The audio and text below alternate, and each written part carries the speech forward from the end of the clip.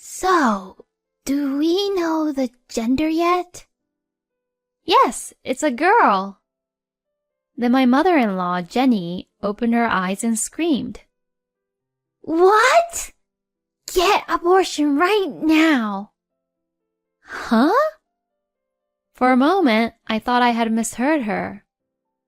But Jenny's eyes were full of anger, and she looked at me with disgusted look on her face. My name is Erin, and I am a 25-year-old housewife. I met my husband at a matchmaking party, and after dating for a year, we got married. To tell you a quick old story, I have never been with a decent guy. I've been with guys like an unemployed gambler or a womanizer who has multiple girlfriends or a guy who gets abusive when he gets mad. My friends always tell me that I should break up with them as soon as possible. I was wondering why I had such a bad luck with guys when a friend invited me to a matchmaking party. Stuart isn't that handsome, but he works as a salesman in a small company, has common sense, looks clean, and has a decent income.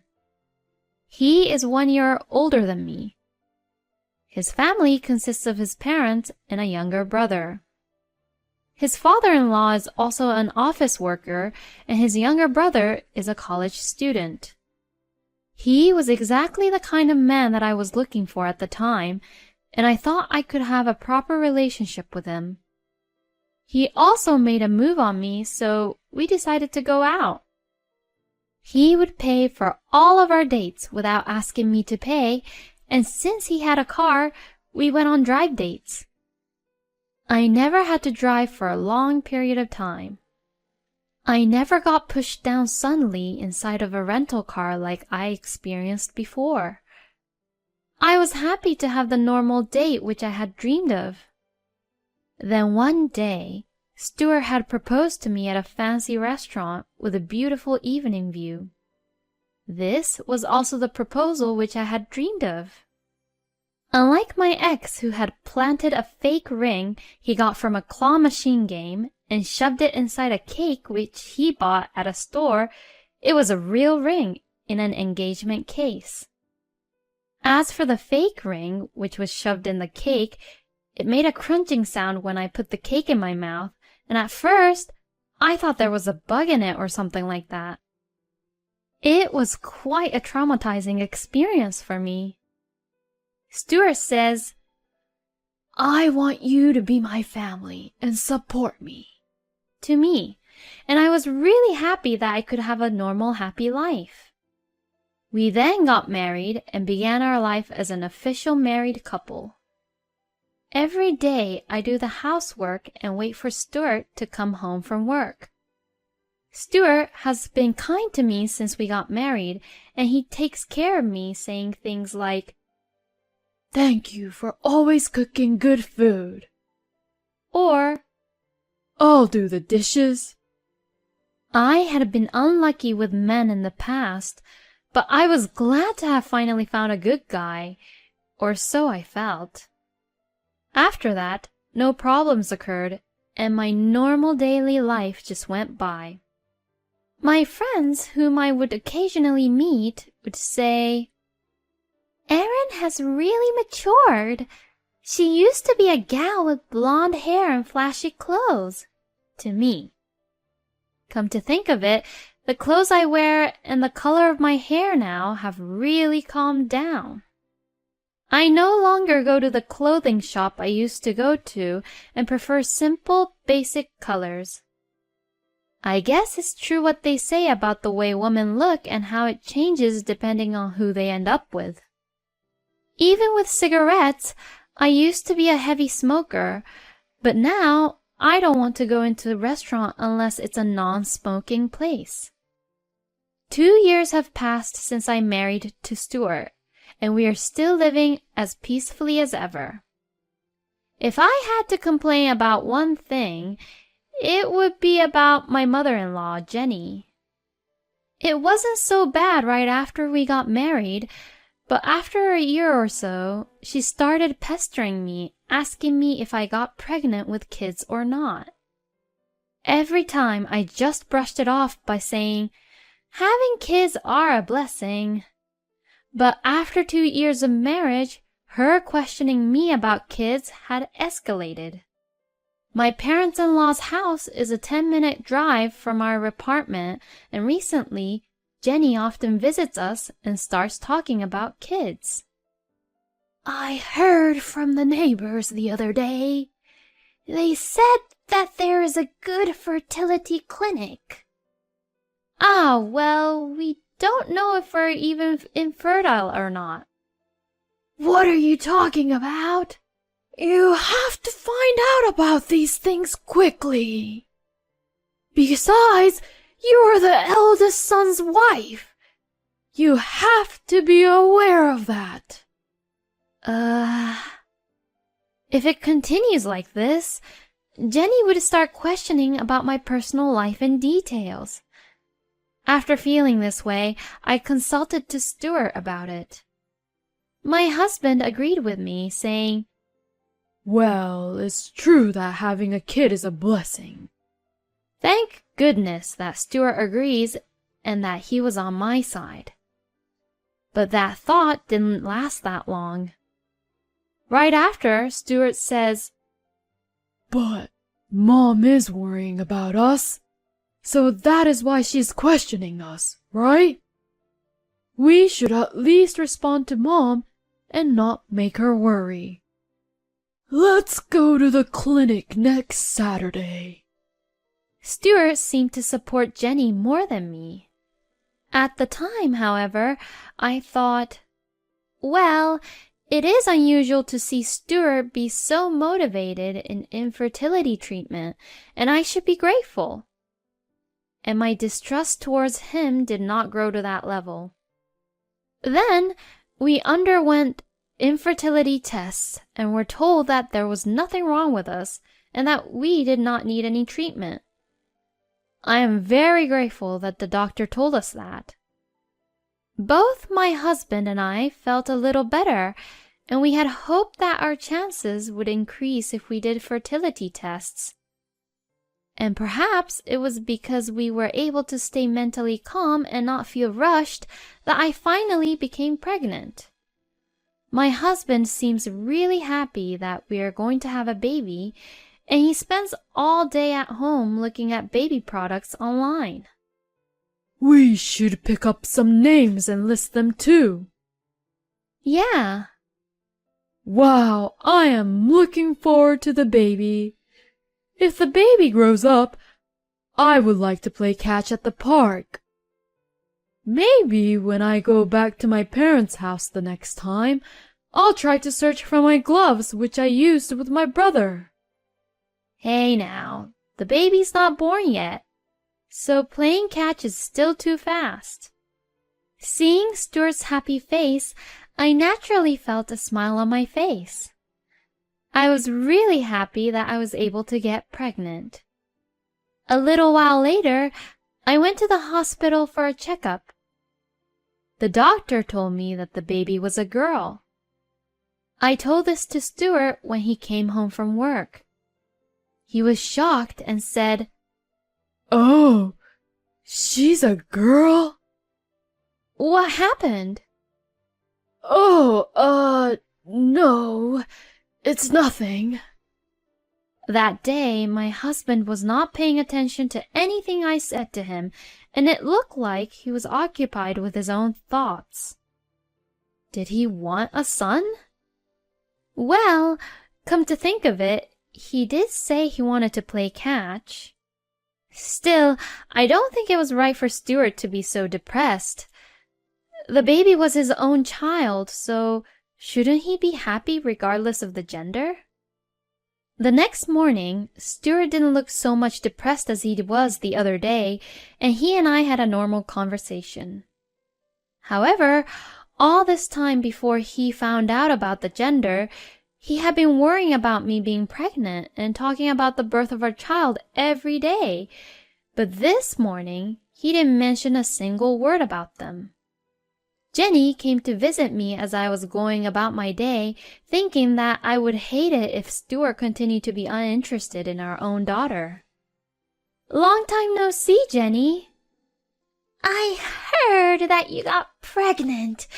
Congratulations. Thank you. Jenny had just recently been hospitalized due to a broken leg for a little while. So she had heard that I got pregnant, but this was the first time we had met in person to talk about it. Oh, well done, Erin. Jenny was extremely pleased, and I was very relieved that she wouldn't be asking whether I got pregnant or not. So, do we know the gender yet? Yes, it's a girl. Then my mother-in-law, Jenny, opened her eyes and screamed. What? Get abortion right now. Huh? For a moment, I thought I had misheard her. But Jenny's eyes were full of anger, and she looked at me with a disgusted look on her face. It was at this point that I realized that Jenny really wanted me to get abortion. What are you saying? In my family, the rule is that the eldest son's wife can only give birth to a boy. We don't want a girl. Get an abortion right now. No way! This is my child. You have no right whatsoever to decide such things, Jenny. Just get an abortion. We're going to the clinic right now. Stop it! Jenny was about to get pretty physical with me, so I hurriedly escorted her out of the front door and locked it. She slams the door with a bang, saying, "I'll be back," and left. That night, I immediately discussed this with Stuart. And Stuart replied in which I was in shock to hear. Oh, so Mom did get angry, huh? I'm sorry, Erin, but you have to get abortion like what Mom says. What? It's our rule that the eldest son's wife can only give birth to a boy. I was absolutely mortified. Both Stuart and Jenny are crazy.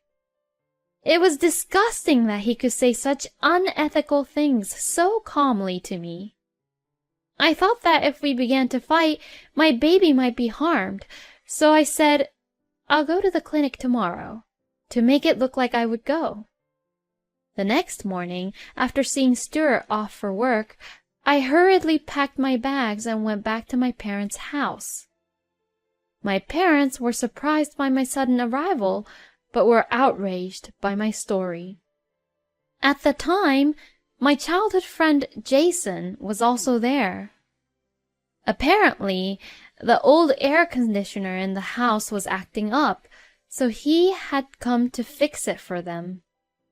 It had been a long time since we had seen each other, but I was so focused on my crappy situation that without even a proper greeting, we decided to discuss the divorce with Jason being there to hear the whole thing.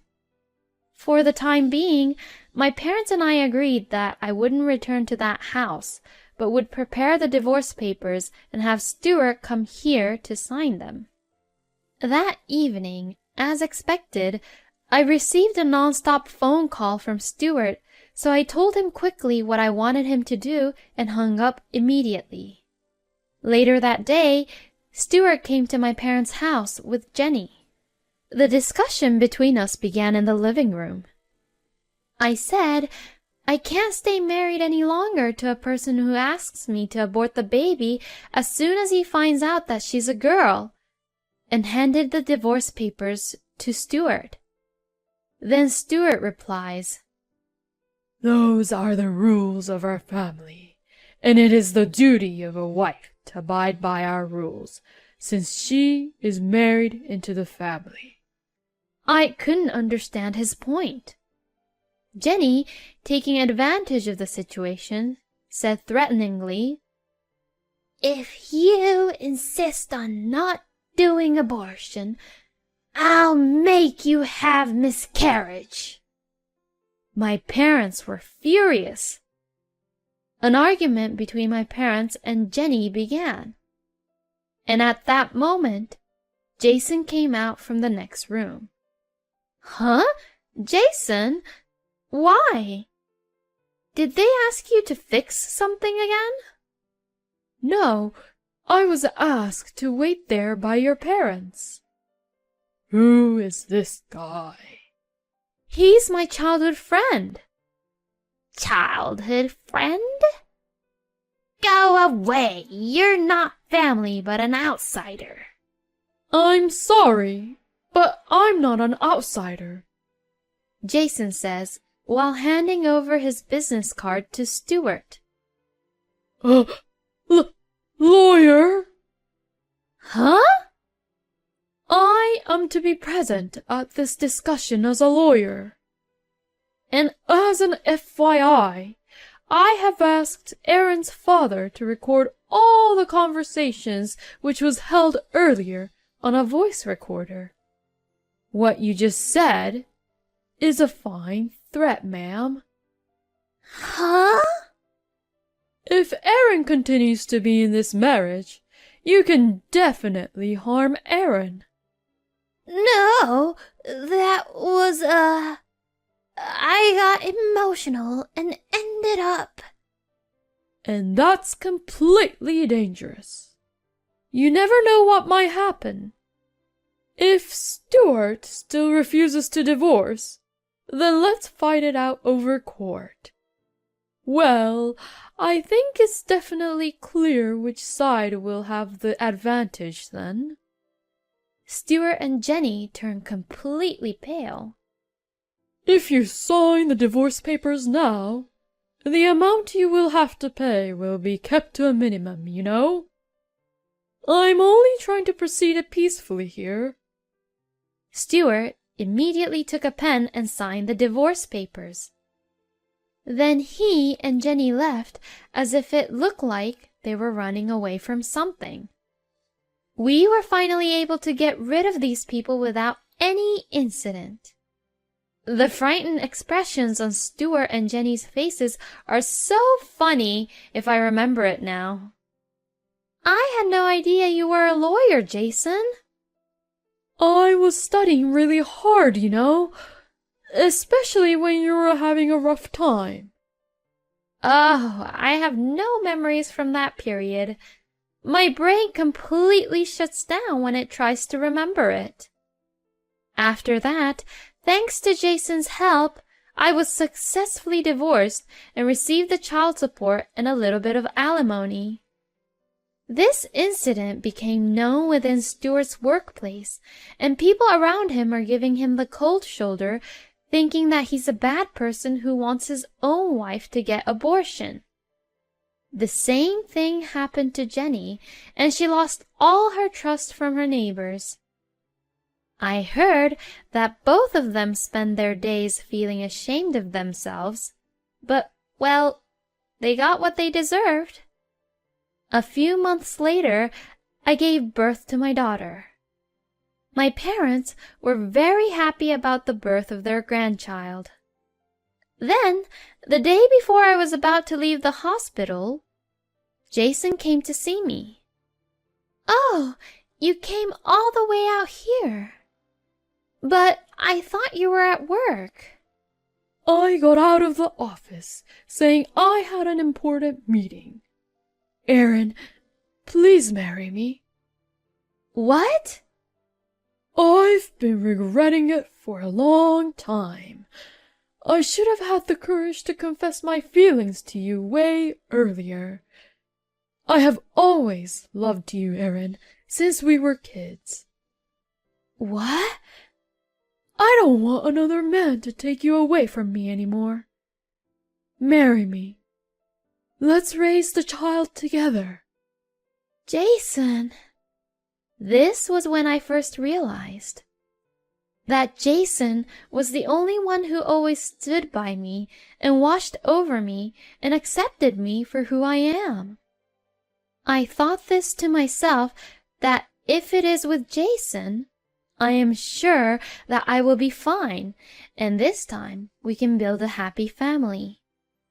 With this in mind, I decided to marry Jason. Now, I'm living happily with Jason and our daughter. Thank you for watching until the end. Please subscribe to our channel. See you in our next video.